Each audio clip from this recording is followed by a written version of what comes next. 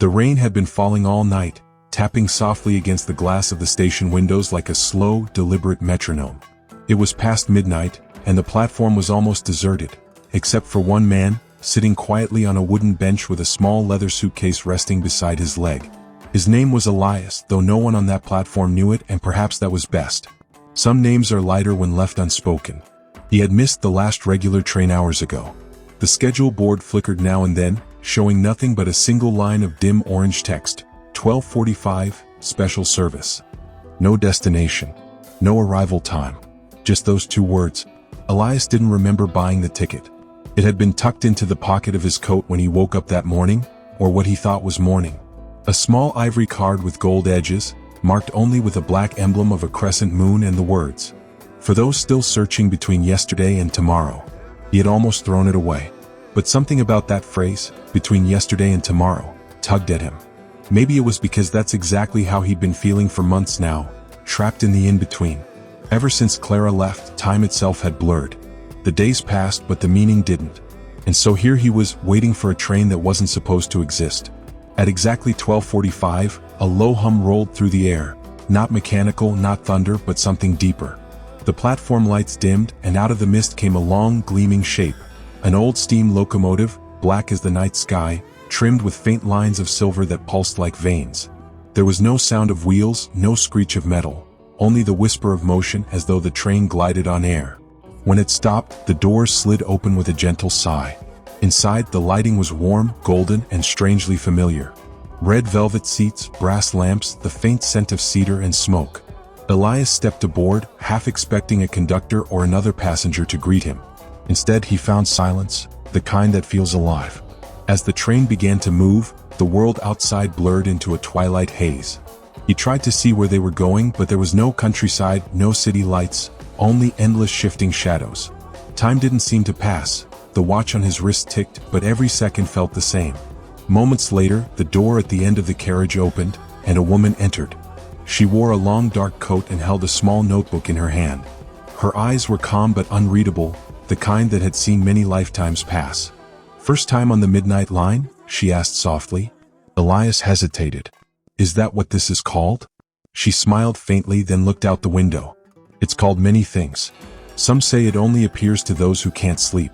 Others think it's for those who've forgotten what they're looking for." "And what about you?" he asked. She tapped her notebook gently. "I write down the stories people leave behind." The way she said it, "leave behind," made him shiver. He wanted to ask more, but the train gave a small jolt, and through the fog outside, faint lights began to appear. The next station. But there was something strange about it. The platform signs were blank, the people waiting there frozen like statues, faces turned upward toward nothing. The train slowed, but it didn't stop. The lights passed, then vanished back into mist. Elias turned to the woman. "Where was that?" She didn't answer right away. Her gaze remained fixed on the fading lights. "Sometimes," she said quietly, "the train passes through moments people tried to forget. Regrets. Choices. The places where time got lost." Elias stared down at his reflection in the window, pale, tired, uncertain. "What happens if it stops?" he whispered. Her eyes met his, and for the first time he saw something vulnerable there: sorrow. "If it stops," she said, "you remember?" The words hung in the air long after the sound of the wheels, or whatever sound replaced them, faded into silence. The lamps flickered once, and Elias felt the weight of the world tilt slightly, like a dream shifting course. Outside, the fog deepened, and faint echoes, voices maybe, began to whisper in the dark. He leaned closer to the glass, heart thudding softly. Someone, or something, was calling his name. The voices outside the window faded as suddenly as they had come, leaving behind an uneasy quiet that seemed to pulse with the rhythm of the train. Elias leaned back in his seat, his heart still unsettled. He had never experienced silence that sounded like something, as though it had weight, shape, and memory. He exhaled slowly, closing his eyes. For a moment, he wondered if this was all a dream, some strange in-between of consciousness where the mind wanders when it can't bear to be awake. But the faint warmth of the brass lamp beside him, the steady hum of the train, the subtle scent of wood polish, all of it was too real. He wasn't asleep. He was somewhere else. The woman with the notebook had disappeared, leaving behind a faint trace of lavender perfume and a question that wouldn't let go. "If it stops, you remember." The train slowed again, this time more deliberately. Through the fog, Elias saw a faint light flickering on another platform. He rose from his seat and walked toward the nearest window, pressing a hand against the cold glass. This station was different. Its sign was cracked and half-lit, letters fading in and out, Hollowford. A single figure stood on the platform, a man in a brown suit holding a wilted bouquet of daisies. His expression was a mix of anticipation and dread. When the doors opened, he stepped aboard without hesitation, as though he had done this countless times before. He sat across from Elias, setting the flowers on the empty seat beside him. "Evening," he said politely, though his eyes never met Elias's. Elias nodded. "Evening." The train began to move again. Outside, the fog swallowed Hollowford whole. After a few minutes, Elias spoke softly, breaking the stillness. "Are you headed somewhere in particular?" The man smiled faintly. "Not anymore." There was a long pause before Elias asked, "What do you mean?" The stranger looked down at the flowers. "I was supposed to meet someone at that station. 40 years ago, I promised her I'd be there with these. But I never made it. Heart attack on the way. Never got to tell her I forgave her." Elias blinked, unsure if he had heard right. "You mean, she's still waiting?" The man nodded slowly. "Maybe she was. Maybe she's somewhere else now. The train doesn't take you where you expect. It takes you where you left pieces of yourself." Elias stared at him in silence. The man's words settled deep, stirring something heavy inside him. A memory of his own that he'd buried beneath years of distraction and half-living. He looked out the window again. The mist rolled by in waves, occasionally parting to reveal fragments of places that looked almost familiar. The edge of a field, the outline of a bridge, the faint echo of laughter that seemed to belong to another lifetime. The man in the brown suit closed his eyes and exhaled. Slowly, the bouquet of daisies in his lap began to crumble into petals that shimmered like dust before vanishing into the air. When Elias looked again, the seat was empty. Only a faint imprint remained where the man had been sitting, as though he had never truly been there at all. Elias turned sharply, searching the carriage. He wasn't alone. Further down, others had appeared, a young girl staring out the window clutching a music box, an old woman knitting with silver thread that seemed to glow faintly in the dark, a man in a soldier's uniform, smiling as if lost in a memory he didn't want to leave. Each of them silent. Each of them existing halfway between the living and the lost. He sat back down, trying to steady his breathing. Maybe this was what the woman with the notebook meant, the stories people leave behind. Elias thought of Clara again, of the argument the words said too harshly the night she walked out. He hadn't followed her. Pride had held him back, and regret had built a home inside his chest ever since. He'd told himself he'd move on. But maybe that's why he was on this train. Maybe everyone here was carrying something unfinished, a memory that time refused to digest. The door at the end of the carriage opened again. The woman with the notebook returned, her calm expression unchanged. She paused as her gaze met Elias's, and for a fleeting second, he saw understanding in her eyes. "You've seen them now," she said quietly. "The passengers of yesterday. Are they dead?" he asked. She tilted her head slightly. "Does it matter? Some are, some aren't. The train doesn't follow the same lines as your world. It runs on memory and emotion, not rails and time." Elias tried to smile, though it faltered. "So where is it taking us?" "To where you stopped," she said simply. "Everyone has a place where time froze for them. A moment that still echoes." He frowned. "And when we reach it?" Her hand rested gently on the back of his seat. "Then you decide whether to stay or wake." Before he could reply, the lights dimmed, and the train began to hum with a deeper resonance. The air grew warmer, thicker. Outside, the fog gave way to darkness, not empty but infinite, as if the train were gliding through the space between thoughts. The woman leaned close, whispering just loud enough for him to hear. "When the next station appears, listen closely. You'll recognize it by the sound you tried to forget." Then she walked away, her footsteps soft against the carpet, fading into the echo of the train's rhythm. Elias sat motionless, watching the darkness slide by until, faintly, a sound rose in the distance. A single note. Then another. A tune he hadn't heard in years. Clara's lullaby. The one she used to hum when they couldn't sleep. The one that stopped the night she left. And as it drifted closer, Elias realized, the next station wasn't ahead. It was his own memory waiting to be faced.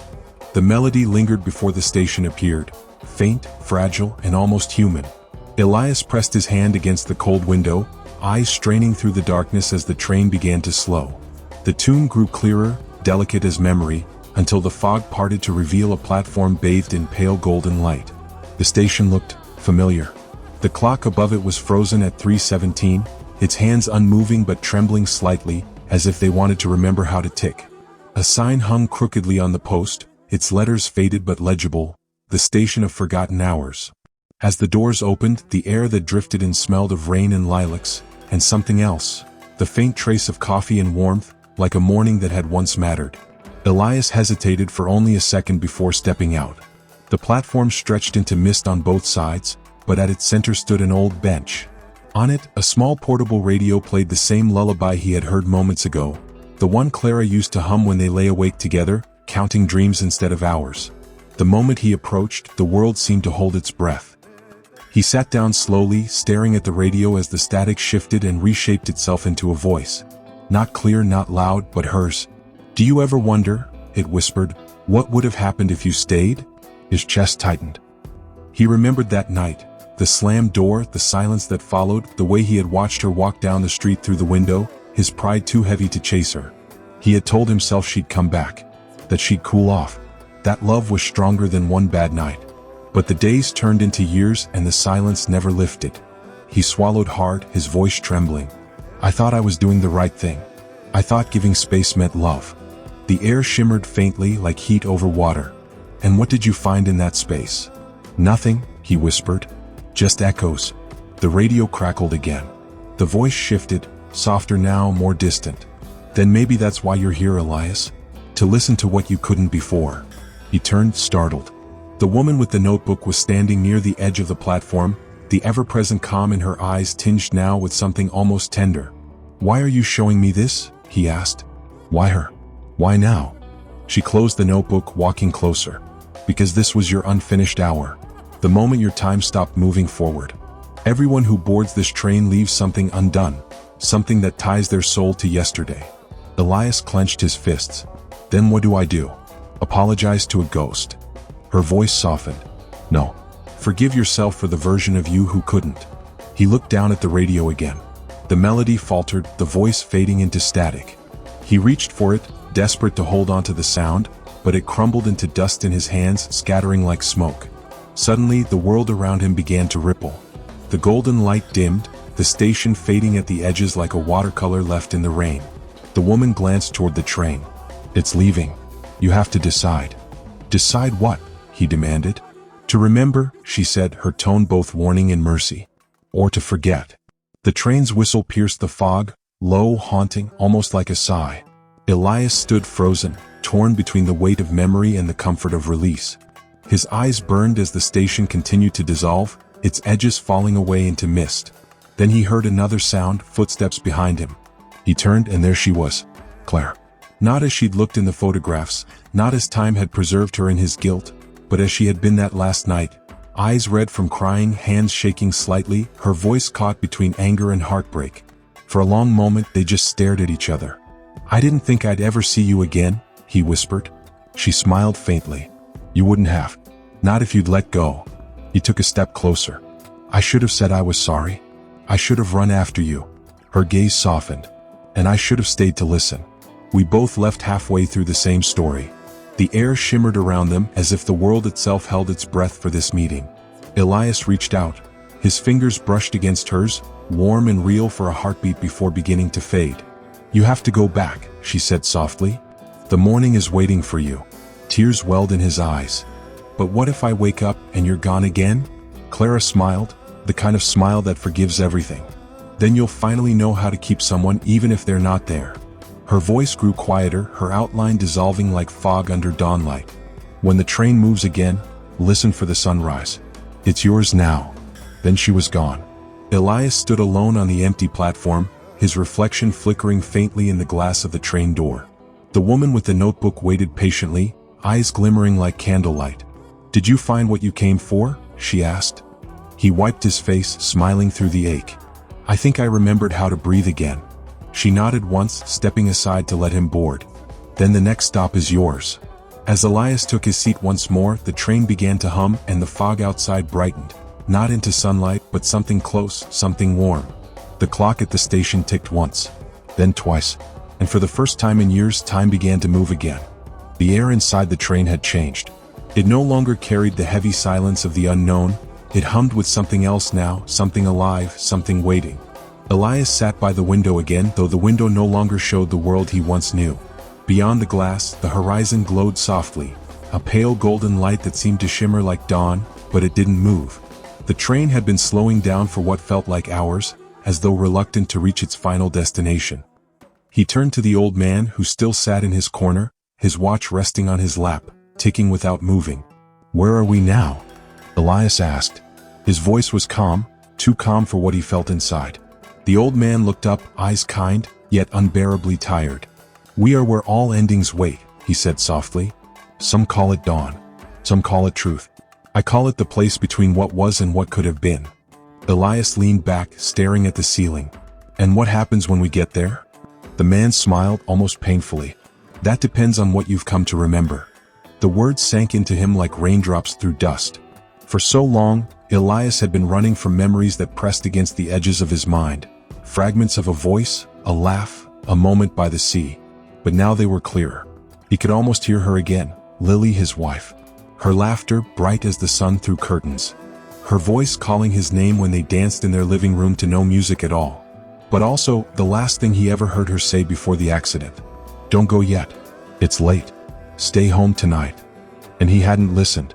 He had left anyway, chasing another train, another meeting, another tomorrow that never came. The tracks outside trembled faintly, and the world beyond the glass began to change again. The glow grew brighter, but not the bright of morning. It was the light of memories unfolding like film reels in motion. He saw flashes, Lily waiting by the window, the empty bed after she was gone, the clock that never ticked again. He pressed his hand against the glass, and the warmth of that golden light pulsed through his palm. "Why am I seeing this?" he whispered. The old man stood, his coat brushing against the seat, the sound like wind through leaves. "Because this is where the journey ends, Elias. The train doesn't go to morning. It goes to forgiveness." The words broke something in him. He stood, trembling. "I can't forgive myself. I left her alone that night. She died waiting for me." The old man turned toward him, the faintest smile tugging at his lips. "You didn't leave her. You just forgot how to return." At that moment, the train's rhythm shifted, from the steady, haunting clatter to something softer, almost like a heartbeat slowing. The lights flickered, then dimmed to a tender golden hue. Passengers began to rise, one by one, their faces calm now. The woman with the broken locket held it open again, but this time, the photo inside was whole. The young man with the letters placed them on his seat, where they vanished into light. The boy with the kite whispered something to the wind, and it answered back. One by one they began to disappear, not in fear but in peace. Elias felt a strange pull inside him, a warmth spreading through his chest, soft and steady. He walked toward the exit of the carriage. The door was open now, and beyond it, he saw the lake from his memories, the house he once called home, and Lily, standing in the doorway, smiling at him like no time had passed. Tears blurred his vision. "Lily," he breathed. She didn't speak. She only reached out her hand. He hesitated, one foot still on the train, one in the light. Behind him, the old man spoke, his voice now faint, fading into the hum of the engine. "The train doesn't reach morning because morning is not a place. It's a feeling you carry when you finally let go of the night." Elias turned once more toward the light, and stepped forward. The air around him changed instantly. The cool steel of the train became the soft breeze of dawn. The sound of the tracks melted into the chirping of unseen birds. The golden light broke open into sunlight, warm and forgiving, and for the first time in years he breathed without weight. He opened his eyes to find himself standing by a lakeside, dressed in the same clothes he wore on the night of the crash. The lake was still, the sky washed in pale blue. He could hear distant laughter, Lily's laughter, and he smiled, not in grief this time but in peace. Then he looked behind him. The train tracks ended just before the lake. No train, no carriages, no sound. Only the faint echo of a whistle fading in the wind. He whispered, "Thank you," though he didn't know to whom. Maybe to the old man. Maybe to the train itself. Maybe to the part of him that finally understood. A ripple crossed the lake. The world shimmered gently. The sun climbed higher, yet somehow, it still felt like dawn, that perfect, fleeting moment when everything is quiet and anything feels possible. And as the wind moved through the trees, Elias heard one last whisper, faint but clear. "Every journey finds its morning." He smiled and walked toward the water. The camera of the story fades back. The view widens to show the endless expanse of calm blue lake, the sky painted in soft gold, and the distant reflection of a man who is no longer lost in time but found in peace. The screen fades to black. Soft piano music plays. The train that never reached morning.